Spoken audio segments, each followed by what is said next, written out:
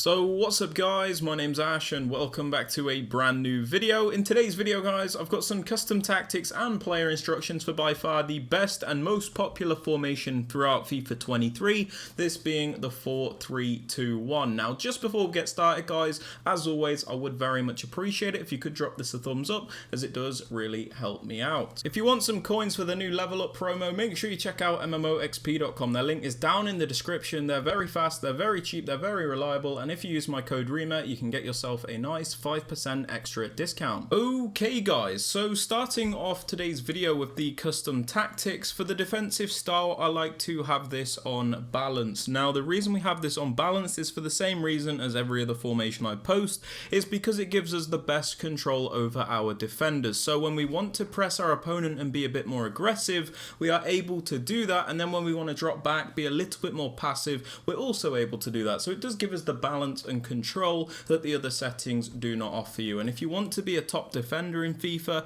it's very important that you do get used to balanced, in my opinion. Now moving on to the width guys, I have this on 38. The reason for this is it makes our defense primarily narrow and compact, which will stop us leaving so many gaps because our players won't be as spread out, and it also makes it more difficult for your opponent to just run right through the middle of you. The reason we don't lower the width to a crazy amount though is because it's still important to maintain some of the natural width of the formation to cover the wide areas in case an opponent goes for a wider attack down the wing. Now moving on to the depth guys, I have this on 60. This is because I find it to be a really balanced defensive line and depth. Basically, when you have a depth like this, your defensive line is neither too high nor too deep. For example, if we have our depth on like 75, that's too high in my opinion, because you're always going to get through-balled and counter-attacked, and that is not a fun experience. And on the flip side, if we have the depth too low, you're constantly going to be getting pinned back in your own box, and you're going to find it difficult to get out, which I don't think is good either. So we like to go for something in between, where we're neither too deep nor too high up the pitch. Moving on to the build-up play guys, I have this on balance. This is because I find it to be the most consistent and varied form of build-up in the game. When you have this on balance, you can pick and choose when and where you use each style of build-up. For example, you can decide to play a little bit slower at some point, or then you can speed it up. You really do have the control that the other settings don't give you. For example, if you use slow build-up, you're always going to have to build up slowly. You can't randomly decide to play a bit faster. The same way if you use fast build-up, you always have to play quickly. You can't just decide to play a little bit slower. So balanced allows you to pick and choose when and where you use each form of build-up. Now moving on to chance creation guys, we have this on direct passing. Now the reason we have this on direct passing is because it's by far the most meta option in the game. When you use direct passing, your attacking players will bunch up against the opposition defenders, meaning you can do the very overpowered 1v1 plays to create a lot of chances. Players will also make those extra movements in the penalty area, so you can get off the extra pass to guarantee the goals instead of just smacking the ball at the keeper and hoping for the best. So it does minimize that RNG as well. Now moving on to the width guys, I have this on 40 for the attack. The reason for this is the 4-3-2-1 is obviously a narrow formation, so we don't want to make it something it's not by having a crazy high width, otherwise it feels more like a 4-3-3, which we don't want. And on the flip side, we also don't want to make it too narrow, because your players just become way too close together and it's actually really difficult to get any attacks going. So we want it to be narrow but not too narrow, which is why I think 40 is the sweet spot. Now moving on to players in box guys, we have this on 3. This is so we can get players into the box to finish off those chances of course, but we don't overcommit everybody on the team to the point where we're always getting counter-attacked, which is why I think it's a good setting. This is down to preference though. If you want to up this all the way or whatever, that is completely up to you.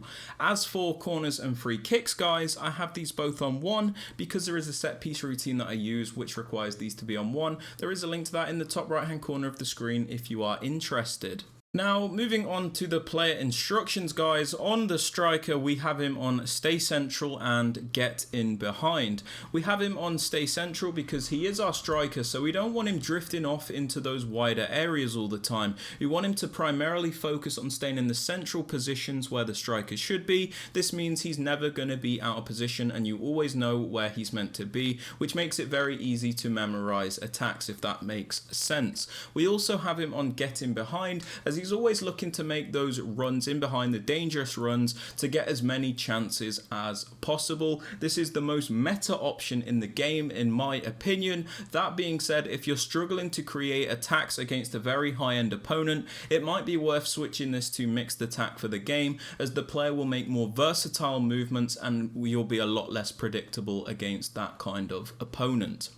Now, moving on to the left forward, guys, we have him on stay central and get in behind. We have him on stay central because, like I said, he is one of the forward players and this is a narrow formation. So we do want them to primarily stay in those central areas, as this is what this formation is about.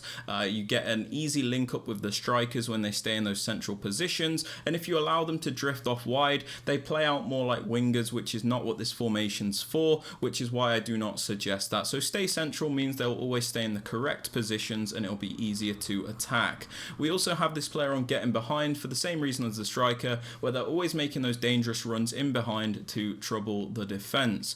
Now, moving on to the right forward, guys, the most important instruction is to have him on comeback on defense. Now, the reason we do this is because it will make the team defend in a 4-4-2 shape. Why, you might ask? Well, the 4-4-2 is one of the best defensive formations in FIFA 23. The reason for this is because of that extra man in the midfield. It means you're going to be able to defend those narrow areas and the wide areas very well, which makes it difficult for your opponent to attack you.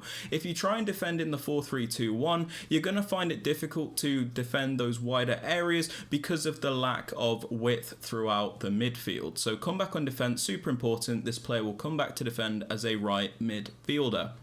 Now, moving on to the right centre mid, guys, I use a more box-to-box style player, so I like to leave him on the default settings and then put him on cover centre. The reason we have him on the default settings is because, like I said, he's a more box-to-box style player, so we don't want to restrict him all that much. We kind of want to let him do what he wants. The only important thing is that we have him on cover centre, so he does defend as one of the centre mids in the 4-4-2. Now, moving on to the middle centre mid, guys, I use a more defensive-minded player, somebody that will always stay back. So I have him on stay back while attacking, stay on the edge of the box cross, and then most importantly, cover center. Like I said, stay back means he's not going to go forward because he's defensive. Stay on the edge of the box cross means if he does end up going forward because the AI glitches or whatever, he won't go all the way into the penalty area and he will just stay back. And then we also have him most importantly on cover center, so he does defend as one of the center mids in the 4-4-2 shape.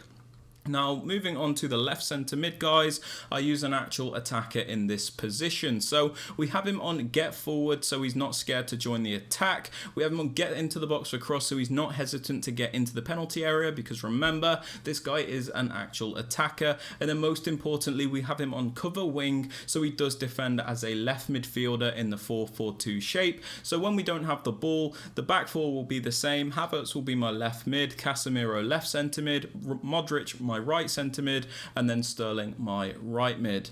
Now, moving on to the left back, guys, I have him on balanced attack and overlap. This is to add extra width to the team because, like I said, the 4-3-2-1 is obviously a narrow formation, but it does actually really help out to have a wider option when you're going forward, as it makes you a lot less predictable, because sometimes playing through the middle all the time can be very easy for a good opponent to predict. So balanced attack and overlap means this fullback will go forward and make the overlapping runs to add extra width. Now, moving on to the right back, guys, I have him on stay back while attacking and overlap. We have him on stay back because he's like we always want at least 3 defenders back, so we're not always getting split apart on the counter. And then we have him on the overlap run type, so when I do send him on a run forward, he'll make the overlapping runs to add extra width.